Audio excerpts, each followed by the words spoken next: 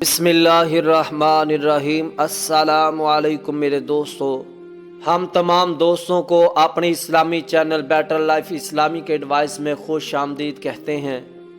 میں امید کرتا ہوں کہ آپ سب خیر و عافیت سے ہوں گے۔ رب تعالی آپ سب کو خیر و عافیت میں رکھے، آمین۔ معزز سامعین کرام، موت ایک ایسا اٹل فیصلہ ہے کہ کسی صورت میں ٹل نہیں سکتا۔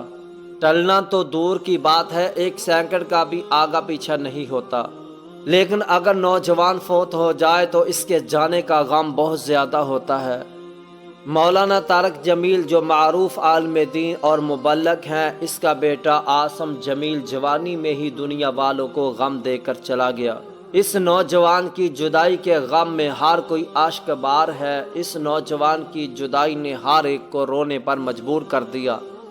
اپنے غیر بھی اس کی جدائی میں آنسو بہا رہے ہیں۔ اس نوجوان نے اپنے بوڑھے باپ کی کمر کو توڑ کر رکھ دیا، ایسا غم دیا کہ کبھی بھی بلایا نہ جا سکے گا۔ بوڑھی ماں نے جب جوان بیٹے کی میت کو اپنی آنکھوں سے دیکھا ہوگا تو کیسے برداشت کیا ہوگا۔ ماں نے جب جوان بیٹے کی میت کو دیکھا ہوگا، ماں کی آنکھوں میں پیٹ میں پلنے سے لے کر موت تک کی تمام حرکات سمائی ہوں گی، جس کو یاد کر کے آنسو بہا رہی ہوگی۔ ادھر باپ کا کیا حال ہوگا قابل بیان تو نہیں ہے۔ کیسے باپ نے اپنے بیٹے کی میت کو قبر میں اتارا ہوگا، کیسے اس کے چہرے پر مٹی ڈالی ہوگی۔ ادھر بہنوں نے اپنے بھائی کو کیسے الوداع کیا ہوگا، بھائیوں نے کس جرت کے ساتھ اپنے ماں جمے بھائی کو الوداع کیا ہوگا، جس کے ساتھ بچپن میں کھیلتے تھے۔ قسم سے اگر صبر جیسی چیز نہ ہوتی تو ہم اپنوں کو کبھی بھی دفن نہ کرتے۔ جب سوشل میڈیا پر خبر چلی ہوگی کہ مولانا صاحب کا جوان عمر بیٹا عاصم جمیل اس دنیا سے رخصت کر گیا ہے، تو قسم سے ہزاروں کے حساب سے ماں کو اپنے بچھڑے جوان بچوں کی یاد آئی ہوگی۔ زخم غم پھر تازہ ہوئے ہوں گے۔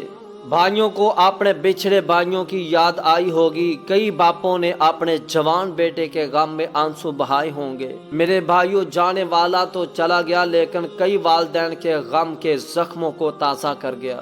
اللہ تعالیٰ ان والدین کو صبر جمیل عطا کرے جن کے جوان بیٹے داغ مفارقت دے گئے۔